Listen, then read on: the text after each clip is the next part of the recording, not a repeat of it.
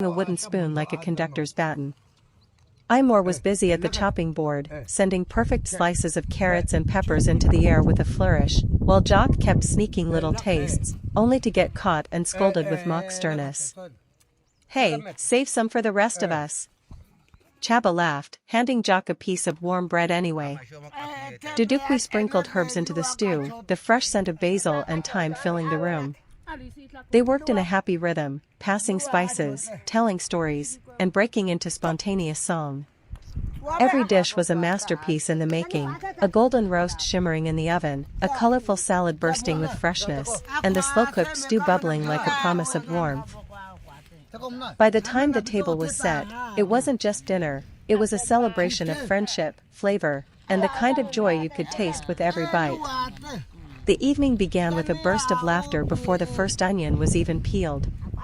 Chaba, wearing an apron that said "Queen of the Kitchen" in faded gold letters, clutched a wooden spoon like a royal scepter. Dudukwi was already swaying to the beat of the radio, humming an old tune as he set a basket of vegetables on the counter.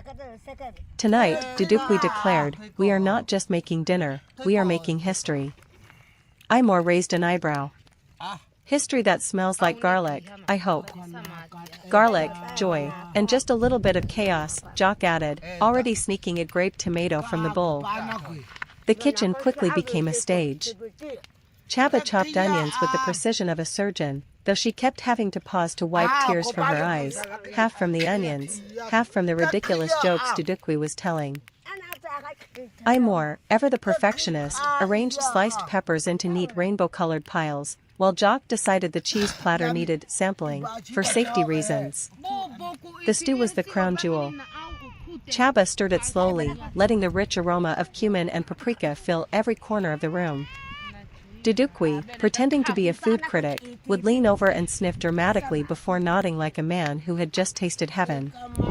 But the real magic happened when they started layering flavors together. Imor's bright citrus dressing drizzled over roasted vegetables, Jock's crusty bread pulled hot from the oven, Dudukwi's spicy glaze sizzling on the roast, and Chaba's stew bubbling like a song.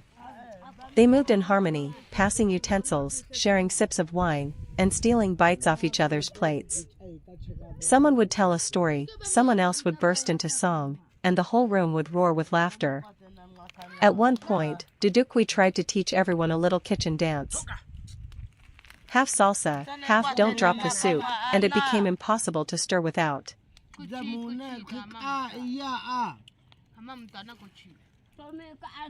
Hadzabe music, the ancient soundtrack of survival, spirit, and community. The Hadzabe people of northern Tanzania are one of the last remaining hunter-gatherer tribes in the world. Living near Lake Eyasi, they maintain a way of life that has remained largely unchanged for thousands of years. Central to their cultural identity and community life is music, a powerful, expressive tradition that brings the tribe together and connects them with nature, their ancestors, and each other. The role of music in Hadzabe life. For the Hadzabe, music is not a separate art form, it's woven into daily life. Unlike modern societies where music may be confined to concerts, recordings, or entertainment venues, Hadzabe music is functional, spiritual, and communal. It is not performed in the conventional sense, it is experienced and lived, often spontaneously. Music is used for celebration, after a successful hunt or community gathering, storytelling, passing down tribal stories, myths, and history through song, rituals and ceremonies, including rites of passage, healing dances, initiation, and weddings, bonding and play, around the campfire in the evening, singing, clapping, and dancing. Spiritual connection, songs are often directed toward spirits of the forest, ancestors, or used in rainmaking rituals. Instruments, rhythm from the earth. Most Hadzabe music is vocal and percussive, made using the body and natural instruments. Instruments are few but deeply symbolic and effective. Drums, often crafted from hollowed logs and animal skins. Used for rhythm in group dances and ceremonies. Gourds and shakers, filled with seeds or pebbles to create percussive textures. Hand clapping and body stomping, a fundamental part of rhythm making, often performed by everyone present. Wooden flutes and bows, rare but used occasionally for melodic lines, sometimes mimicking bird calls or forest sounds. Despite the simplicity of tools, the music is rich, layered, and emotionally resonant, creating an immersive experience that resonates through the open bush. Music is oral tradition and education. In the absence of written language or recorded archives, music is the Hadzabe's living memory. Songs serve as oral textbooks, teaching how to track animals, what plants are edible or medicinal, tribal history and legends, behavioral codes and social expectations. Children learn by watching and participating, absorbing rhythm, language, and cultural meaning from a young age. This ensures that traditional knowledge is passed from one generation to the next in an engaging and unforgettable way. Dance, the movement of spirit and joy. Hadzabe music is almost always accompanied by dance. It is not choreographed but rather intuitive, flowing with the rhythm of the drums and the song. Dance reinforces unity. Everyone joins in, elders, women, children. Energy release. After a long hunt or ceremony. Spiritual engagement, used in trance or healing rituals. The atmosphere during. Dental click, similar to tisk-tisk, disapproval sound. Lateral click, like urging a horse to move, tisk-tsk, but more side tongue. Alveolar click. A sharp pop made with the tongue against the roof of the mouth. Palatal click, a more complex, tongue-curling sound. These clicks are fully integrated into words and names, not added for emphasis or rhythm. That means a name like Ghana or Zoni includes click consonants as essential building blocks, just as English names have vowels and consonants. A linguistic mystery. The Hadza language is one of the most enigmatic and isolated on Earth. It's classified as a language isolate, which means it has no confirmed relation to any other language family. Though it shares the use of click sounds with Khoisan languages, mainly found in southern Africa, linguistic studies have shown that Hadza developed its click-based system independently.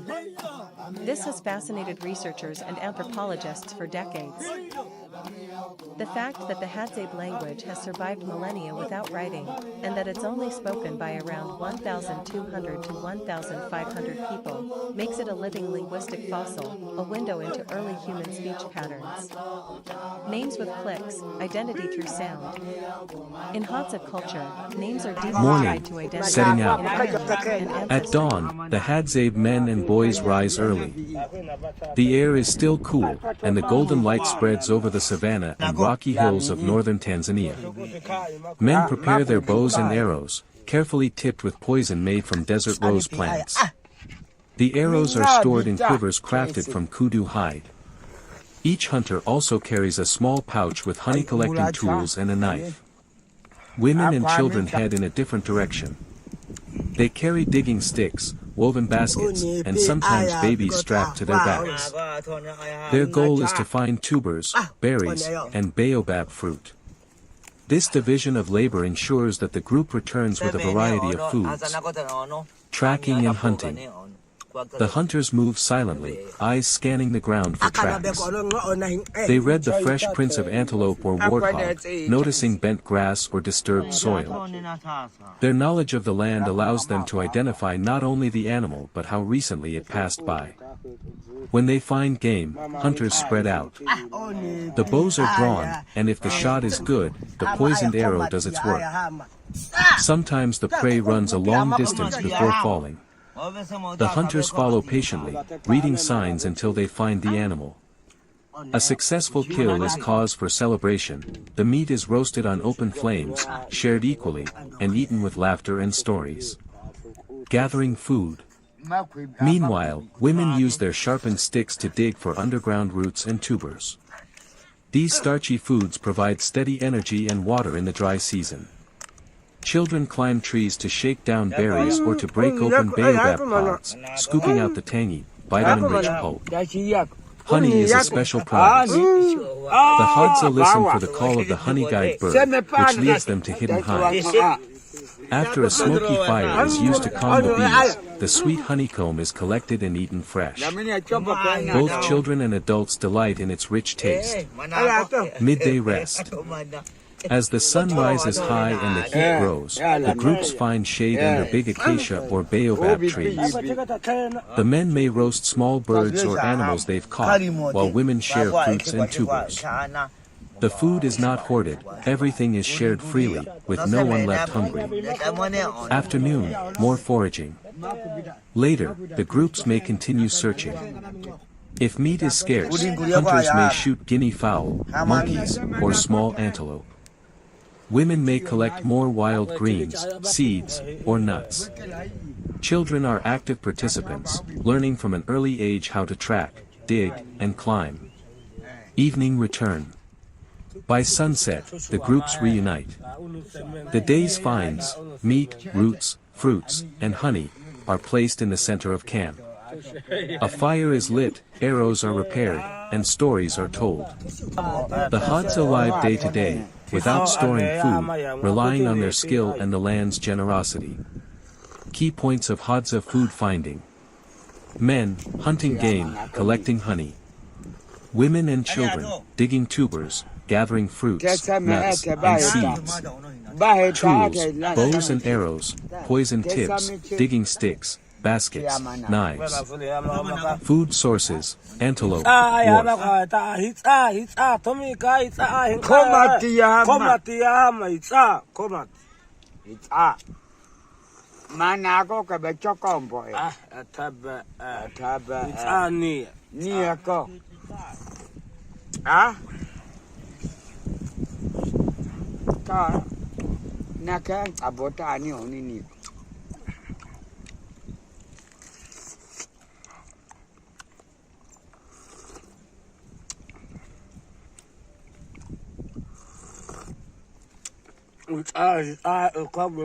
Ika komati ani kachita te akwepa ana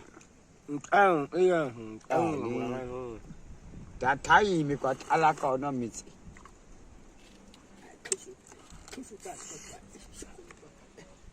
kena bakana bayani ambia kwa ita komati angulu ya amambia miteta kwa ya misho mikitemu kita abakwa kwa manako kwa manako tumeka kwa manako saana. Live free. Morning, setting out. When the first light breaks through the branches of the baobab, the camp stirs. The women are already talking softly, tying their babies to their backs, and gathering run my hand across the smooth wood of my bow. My arrows are ready.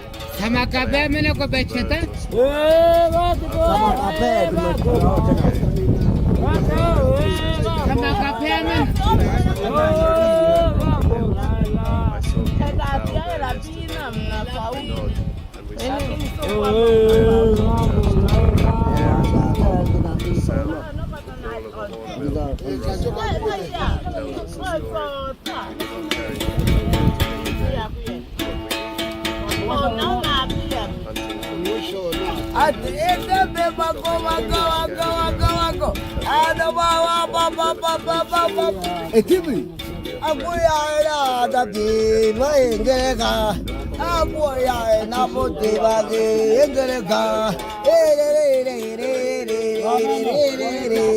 ababa mago ele ade tebe ele ade babuke ele ade babu kawale ele ade mamu ele ade majiganga ele ade di ele ade babu ele ade bagobele ele ade badege o ma gala gato bagoda bugiri godo ade begere gato bebe ga bugere gato o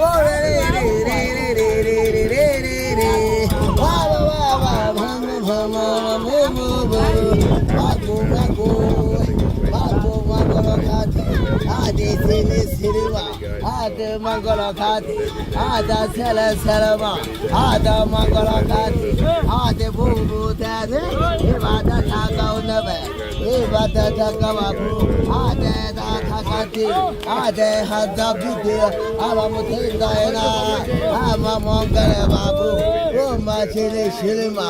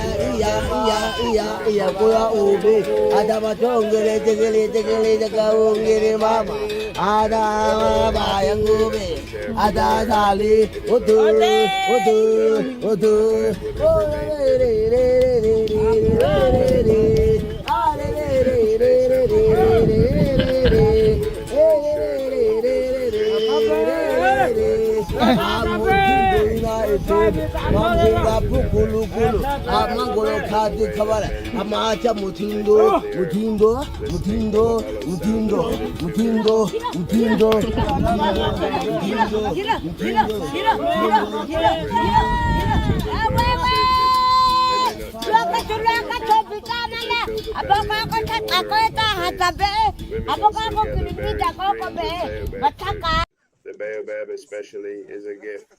Its fruit is hard to crack, but inside is a sour white powder that strengthens us. Without the steady work of the women, our people would not survive. Their baskets are often heavier than a man's kill. Living with the seasons. Our food changes with the sky. When the rains come, the bush is alive with berries and greens. Children's mouths are stained purple from eating them straight from the bushes. After the rains, when the rivers shrink, we can catch fish by hand, feeling for them in the mud. In the dry months, we rely more on baobab fruit and tubers, and we must walk farther to hunt. We do not store food. We do not plant fields. The land is our storehouse. Hadzabe music, the ancient soundtrack of survival, spirit, and community. The Hadzabe people of northern Tanzania are one of the last remaining hunter-gatherer tribes in the world.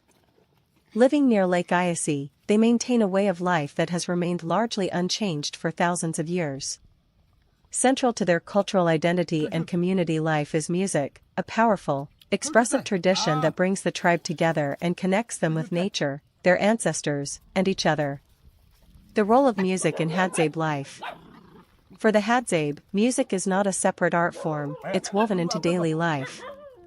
Unlike modern societies where music may be confined to concerts, recordings, or entertainment venues, Hadzabe music is functional, spiritual, and communal. It is not performed in the conventional sense, it is experienced and lived, often spontaneously. Music is used for celebration, after a successful hunt or community gathering. Story.